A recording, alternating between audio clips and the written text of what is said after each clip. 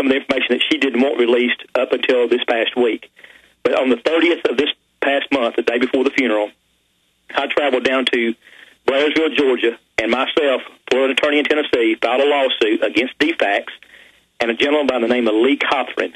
Lee Cothran, some of the people that's listening to your show is going to recognize his name. Nancy had been tracking him down for several years and could not find him. He was accused of molesting 13, 15-year-old girls that were in foster care. He was a DFAX caseworker.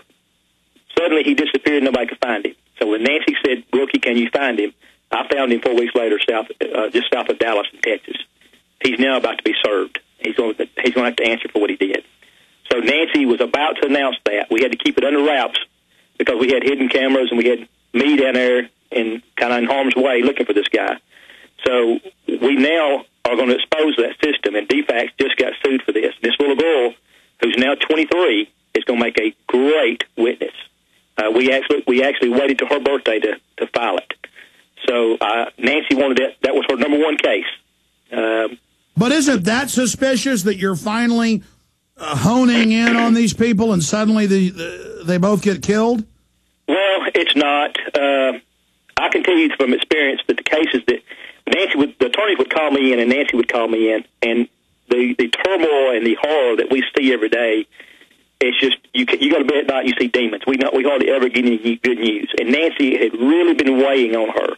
And last Saturday, before all this happened, the Saturday prior to her death, we were filming in Atlanta, and I set aside a day.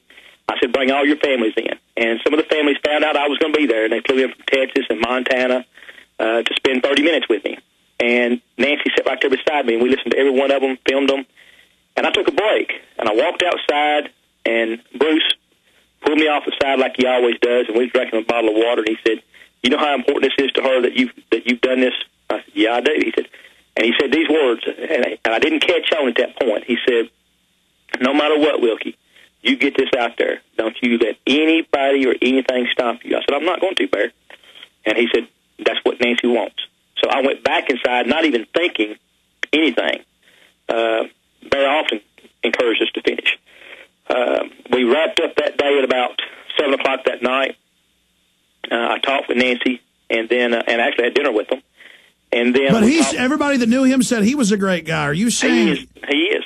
Oh, well, you're saying, well, why would he? But I mean, to be clear, you're saying Nancy, from talking to investigators, didn't know he was going to shoot her in the back? I mean, that doesn't sound. She had no clue, and it's not just from talking to investigators. But if he's a nice guy, why does he kill his wife? Well, you fast forward to Wednesday prior to this, we had a big court hearing, and it went bad for the family. And so I called everybody together in a room, and this person that's investigating it was there, sitting right beside Nancy, and we made a plan on how to help this little girl out. Nancy asked me to walk her to the car, so I did, and Bruce come down, and we talked for a moment, and he said, do you need us anymore? Do you need any more film or pictures? I said, I've got everything I need there. He said, get this out there. I said, okay. Now, what's not being told in the papers, and I'm going to be very careful how I say this, Alex, because you got to be the family. You got to respect the family. But in those letters to the children, I'm sure it explained to them why he did this. Now, I don't agree with his motive, but their finances, without me getting into it, was the main reason. There's a story about cancer. Bruce had cancer several years ago. His health had been a little bit failing, but Nancy had never said again that it was cancer again, just that his health was failing. But in my opinion, and this is my opinion from what I've seen, is they lost money in bank stocks or whatever they had their money invested in. And I don't think she knew to the degree of how bad it was. I think some of it was being kept from her. That's my opinion from what I've seen. And he just kind of took matters in his own hand because of the stuff that she goes through on a daily basis.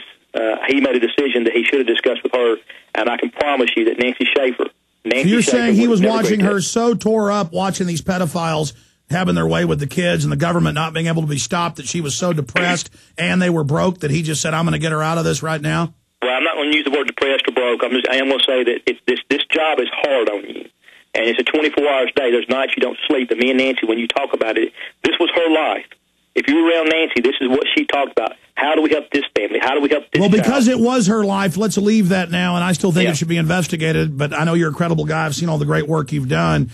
Shifting gears in the last minutes we've got left here. We got about 15 minutes left and a break coming up. She had called us the last few months. You're busy, I'm busy. I hadn't called her back because I'm constantly covering CPS from other angles. We'd had her on a few times, powerful info. She had said she was getting into pure evidence of bounties with CPS taking certain kids that these groups wanted. And you're saying you've got smoking gun evidence without getting into names because the film's going to be released soon. And you say you've got high-powered lawyers trying to stop you and everything else. But what had you guys discovered? What was all this smoking gun info? Without getting into names, I'll give you just a few details. The way we have to defeat CPS is their standards. And what I've got is I've got an insider, number one, behind a sheet who explains how they get these kids. And you're right. I don't call it a bounty. You can call it what you want. The federal government does give money to these people as they adopt them out. The state of Georgia does get money for that. We all know that. This DFACS worker, caseworker, explains exactly how they do it. She's on camera. You're going to hear it out of her own mouth. And then we switch to a case that is going to be so horrific where DFACS took a child from one family and then gave it back to them. It had to be money involved. There's no other way around it. Somebody had to pay somebody off. And when you see it, no one under 18 is going to watch it. It's horrific footage of this child. Tell us what we're going to see. You're going to see a 2.5-year-old child, and I don't know the political correct term for the word, like a mongoloid person. I don't know the correct terms, excuse me. The mother is... Down syndrome. Down syndrome. I'm sorry if I offended somebody. Well, no, the elites are obsessed with those. But go ahead. The Down syndrome mother, it was returned. The child has been returned to the grandmother. And they live in a shack that the Clampetts wouldn't live in. And the grandmother's orders from the court with CPS was this: don't let your 26-year-old son, who's a registered sexual predator in the state of Georgia, around this child. He cannot spend the night there. Don't let your husband, the grandfather, around him because he's been arrested for incest. Don't let the Down syndrome mother around him because she doesn't even know what she's doing. And in court, she testifies she had sex with her father. We're going to cut from that document, and you're going to see this mother pulling this 2.5-year-old kid away from a cattle barn cell 11 o'clock at night, and in front of everybody, she drops her pants, urinates, pulls them up. It's all over. She picks the child up as she's hitting him. She's actually hitting him, sits him on the lap of the 26-year-old sexual predator. He turns the child's face toward him and pulls on the mouth, kisses him, then takes him outside the building for a good 10 or 15 minutes.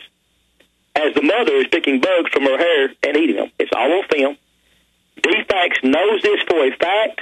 They've seen it and will not go back and get that kid. And yet, right down the road, one county over, they just this past few months ago seized a 6-month-old white, blue-eyed baby girl, falsified the document by saying there's no blood relatives, there's no grandparents. Yet the grandparents were the ones taking care of the child in the hospital every day. Beautiful home. And they always do that. You can have you can have grandparents that are doctors, lawyers, living in $1 million houses, and they take them and give them to pedophiles. So the point here is hardcore child raping families are protected. Good families are broke up because the CPS are a bunch of pedophiles. There had to be money involved in that first case because we can't figure it out. We've got all the documents. And what you have to understand is what they do is they come in, if they make a mistake, they seize your child, fill out the paperwork. Then they go on defensive. If they seize your child and they fill out the paperwork the wrong way, they then give you hoops to jump through. And if they find one thing wrong, they go, see, we were right. It's like finding dope in your house and then going to get a search warrant. So the system is going to be totally exposed. We have a mother that was arrested Monday morning. I got a phone call from an attorney with Atlanta, with Georgia, that asked me about this film. I wouldn't answer any questions. They said, what do I need to tell the main person? I said, I got 3 words for you. Kiss my, and I told them. They then left there. 15 minutes later, I get a phone call from the father that Nancy was trying to help. The mother was arrested for mental cruelty of her children, who she's not been able to see since November. Let's be clear. They're now taking people's children for yelling at them when they run out in the street. Dr. Phil's saying that's worse than physical abuse. So they can take everybody's kids for yelling them or even spanking them, and meanwhile the pedophiles can do whatever they want. Alex. They took 3 children from this family, downtown Fulton County. She's sitting in jail since 9 o'clock Monday morning.